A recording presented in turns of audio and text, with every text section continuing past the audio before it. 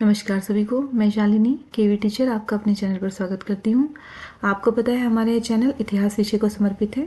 यहाँ पर इतिहास विषय की हम जो भी अलग अलग प्लेलिस्ट बनी हुई हैं, किसी में प्राचीन इतिहास, मध्यकालीन इतिहास, आधुनिक इतिहास आपको मिलेगा प्लेलिस्ट में। एक हमारे यहाँ पे सीरीज चल रही है कि PYQ की, यानी आज तक के हमारे KVS, NVS, DSSB या फिर आपका UPGIC या फिर किसी भी स्टेट का TGT या PGT एग्ज़ाम होता है, उसमें जो भी हिस्ट्री के आए हुए क्वेश्चंस होते हैं, चाहे वो RPSC वगैरह के हों या फिर UPPCS में भी जो PCS मतलब हिस्ट्री के क्वेश्चंस होते हैं, वो हम अपने चैनल पर आपको कवर कराते हैं। तो उसी में ही हमारी एक ये सीरीज चल रही है। तो इसमें आज हम जो क्वेश्चन कवर करेंगे वो यूपी में जो 2016 में TGT का जो एग्ज़ाम हुआ था, तो उनके क्वेश्चन हम आज इस वीडियो में देखते हैं। ठीक है, चलिए, अगर आपको हमारी वीडियो पसंद आती है तो प्लीज़ चैनल को सब्सक्राइब करें और वीडियो को लाइक करें। पहला क्वेश्चन हमारा स्टार्ट होता है कि किसने 1909 में lieutenant colonel sir William Curzon Wyllie पर भारतीय स्वतंत्रता आंदोलन में क्रांति के प्रथम कार्य के रूप में आक्रमण किया। तो 1909 में जो कर्नल वायली थे उनको किसने अटैक किया था? मदन लाल ढींगरा ने। ठीक है, तो मदन लाल ढींगरा ने उन पर उनकी गोली मारकर हत्या कर दी थी। अगला क्वेश्चन है, निम्नलिखित में से किस सत्र में 1916 में पृथक निर्वाचन क्षेत्र की स्वीकृति से कांग्रेस द्वारा मुस्लिम लीग को रियायत दी गई थी? तो देखिएगा 1916 में जो लखनऊ समझौता होता है हमारा कांग्रेस का और मुस्लिम लीग का, तो वहाँ पे क्या होता है कि कांग्रेस ने पहली बार मुसलमानों के लिए पृथक निर्वाचक मंडल की मांग को औपचारिक रूप से स्वीकार कर लिया था। ठीक है, अगला क्वेश्चन है, सही क्रम बताना है इनका। रोलेक्ट एक्ट कब आया था? 1919 में, जिसे हम काला कानून कहते हैं। गांधी इरविन समझौता 1931 में, मार्ले मिंटो सुधार 1909 में और इल्बर्ट बिल आपका 1883 में। तो इन्हें टाइम पीरियड से लगाइए, पहले 1883, 1909, 1919 और 1931। तो इसका ऑप्शन आपका कौन सा बैठता है? पहला ऑप्शन है। अगला क्वेश्चन है हमारा, उर्दू कवि जो द्वितीय और तृतीय गोलमेज सम्मेलन दोनों के प्रतिनिधि थे। तो उर्दू कवि कौन से थे जो द्वितीय और तृतीय गोलमेज सम्मेलन में रहे थे? मोहम्मद इकबाल। ठीक है, तो ये कौन थे? उर्दू कवि थे। अगला क्वेश्चन है, कौन सा प्राचीन भारत की एक उपकरण परंपरा से नहीं जुड़ा है? मोस्टेरियन, एचुलियन, ओल्डोमोन या फिर ग्रेशियन? इसका आंसर है आपका ग्रेशियन, जो कि आपके प्राचीन भारत के एक उपकरण परंपरा से नहीं जुड़ा है। ग्रेशियन नहीं जुड़ा है, अदरवाइज मोस्टेरियम, एचुलियन और ओल्डोमोम आपके जो है सभी के सभी प्राचीन उपकरण हैं। ऋग्वेद संहिता की 1/4 ऋचाएं किसको निर्देशित करती हैं? तो आपको पता है ऋग्वेद में सबसे अधिक उल्लेख किसका होता है? आपका इंद्र का 250 बार। तो वो क्या है? 1/4 ऋचाएं आपके इंद्र को ही समर्पित हैं। अगला है, कौन सा ईसा पूर्व युग में प्राचीन भारतीय इतिहास की एक घटना नहीं है? तो आपको पता है ईसा के जन्म से पहले की जो घटनाएं हैं उन्हें हम ईसा पूर्व घटनाएं मानते हैं। तो इंडो ग्रीक साम्राज्य, उन्हें भी हम ईसा के जन्म से पहले ही मानते हैं। विक्रत संवत का प्रारंभ 57 ईसा पूर्व। चतुर्थ बोध संगति, तो ये क्या होती है? ये आपके ये तो बाद में होती है आपकी, है ना।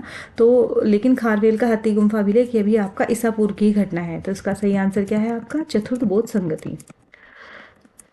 अगला क्वेश्चन है, जैन धर्म में पृथक संप्रदाय के रूप में श्वेतांबर की स्थापना में परिणत हुई। तो जैन धर्म में जो है आपका पृथक संप्रदाय के रूप में जो आपका श्वेतांबर है वो इसका आंसर राजगृह, वल्लभी, उज्जैन या फिर सांची। ठीक है, तो पाटलिपुत्र देखिएगा, एक्सप्लेनेशन देखिए। चतुर्थ शताब्दी ईसा पूर्व में प्रथम जैन सभा का आयोजन मगध की राजधानी पाटलिपुत्र में स्थूलभद्र की अध्यक्षता में संपन्न हुआ।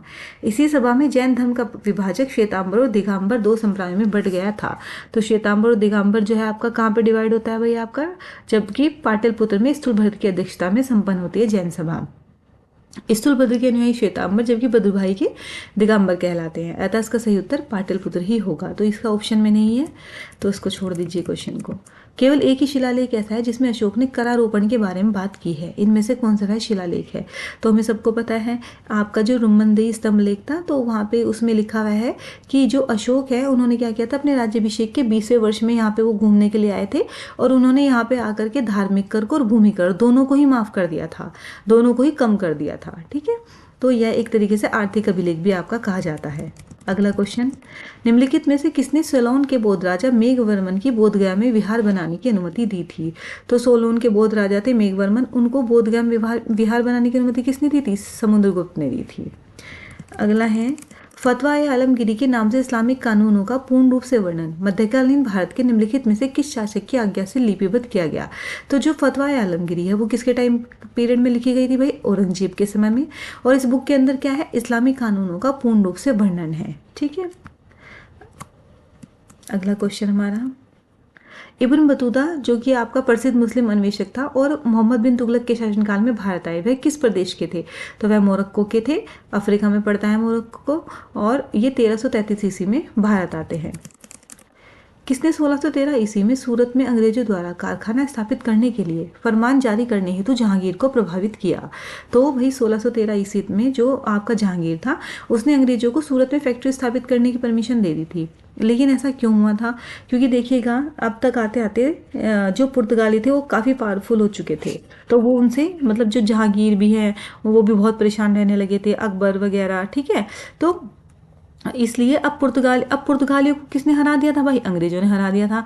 तो इस वाली बात को देखकर जहांगीर बहुत प्रसन्न हुए थे कि पुर्तगालियों को हराने वाले भी कोई ना कोई हैं, ठीक है। तो उन्होंने क्या करा था भाई आपका, तो उन्हें फरमान जारी कर दिया था अंग्रेजों को कि तुम अपनी फैक्ट्री लगा सकते हो। और अंग्रेजों द्वारा पुर्तगालियों के नौसैनिक स्काई ड्रामन की हार, वही कि जो अंग्रेज हैं उन्होंने पुर्तगालियों को हरा दिया था। तो इस बात से जहांगीर बहुत ज़्यादा इंप्रेस हो गए थे। महान मुगल साम्राज्य के संस्थापक बाबर ने अपना वंश से जोड़ा था। तो जो महान मुगल साम्राज्य का संस्थापक था बाबर, तो वो अपने क्या, उनके जो पिता का वंश था वो तैमूर वंश था और माता का जो वंश था वो चंगेज खान। तो माता की साइड से वो चंगेज थे और पिता की साइड से वो तैमूर थे, ठीक है। फिरोज शाह तुगलक के शासनकाल में निम्नलिखित में से कौन सा कर युद्ध के दौरान प्राप्त लूट के माल का 1/5 था? तो जो हमें युद्ध के दौरान जो लूट का माल होता था उसे हम क्या कहते थे भाई? खुम्स कहते थे। और फिरोज शाह तुगलक ने वो कितना लिया था? 1/5 लिया था।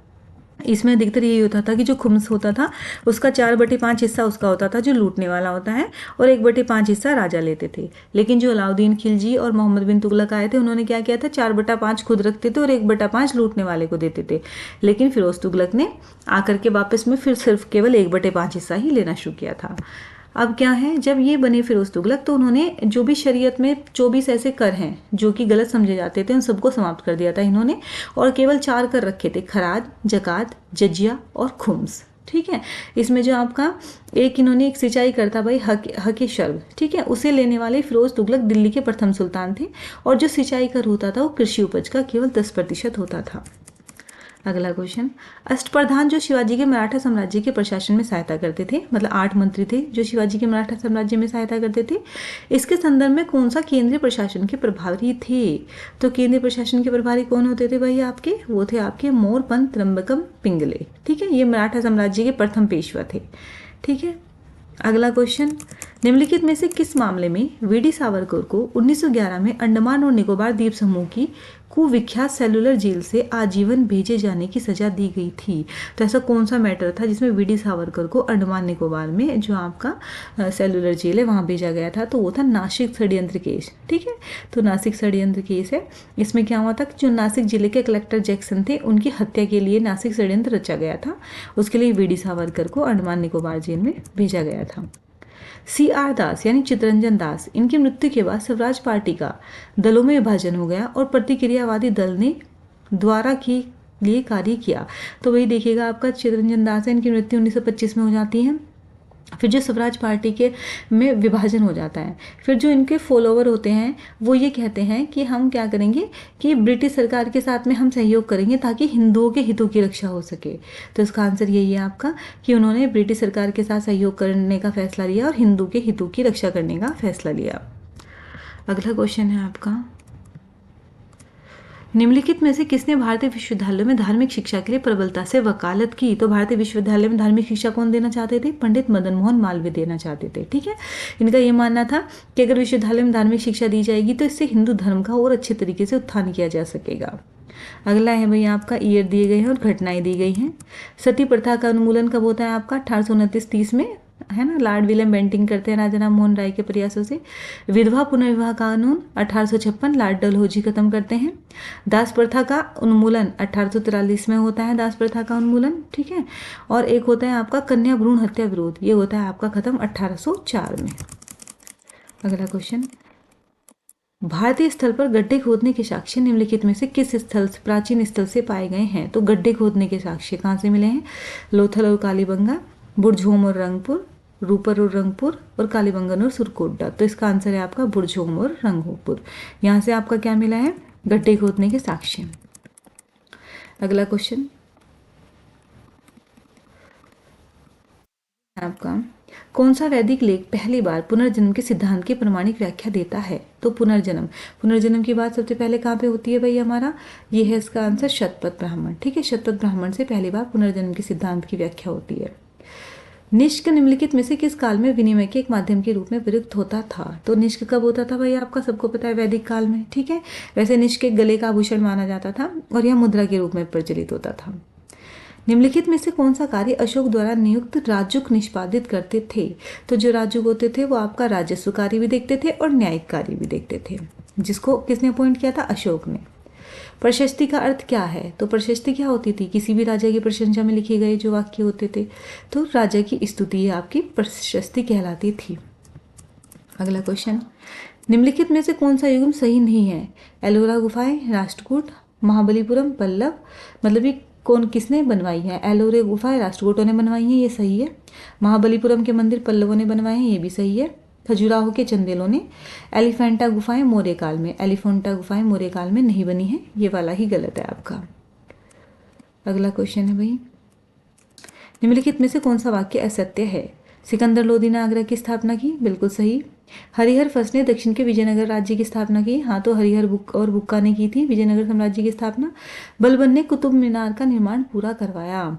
ठीक है, यही वाली बात हमें गलत लग रही है, क्योंकि किसने बनवाई थी आपकी कुतुब मीनार? कुतुबुद्दीन ऐबक ने, लेकिन उसको पूरा किसने करवाया था? इल्तुतमिश ने। इसने कहा तो हमारा तीसरा ही गलत है और पहला और दूसरा सही है। अगला क्वेश्चन है हमारा, किसे मुगल शासक के काल के दौरान न्यायिक प्रणाली में सर्वोच्च पद पर नियुक्त किया जाता था? तो मुगल शासकों में न्यायिक प्रणाली में यानी न्यायालय का जो हेड होता था वो कौन होता था? काजी उल कुजात होता था। ठीक है, तो ये इसका पहला आंसर है। किसने महाभारत को फारसी में अनुवादित करवाकर रजमनामा नाम दिया? तो किसने कराया था भाई? वो अकबर ने कराया था। ठीक है, महाभारत को फारसी में अनुवाद कराया और रजमनामा उन्होंने उसका नाम रखा। अगला क्वेश्चन, मुगल वंश की निम्नलिखित में से किस इमारत के डिजाइन और वास्तुकला से उस्ताद ईसा संबंधित हैं? तो उस्ताद ईसा किससे संबंधित है भाई? ताजमहल के वास्तुकार और डिजाइन से। ठीक है, चलिए आज की वीडियो में इतना ही। अगर आपको वीडियो पसंद आती है तो चैनल को सब्सक्राइब करें और वीडियो को लाइक करें। Thank you so much.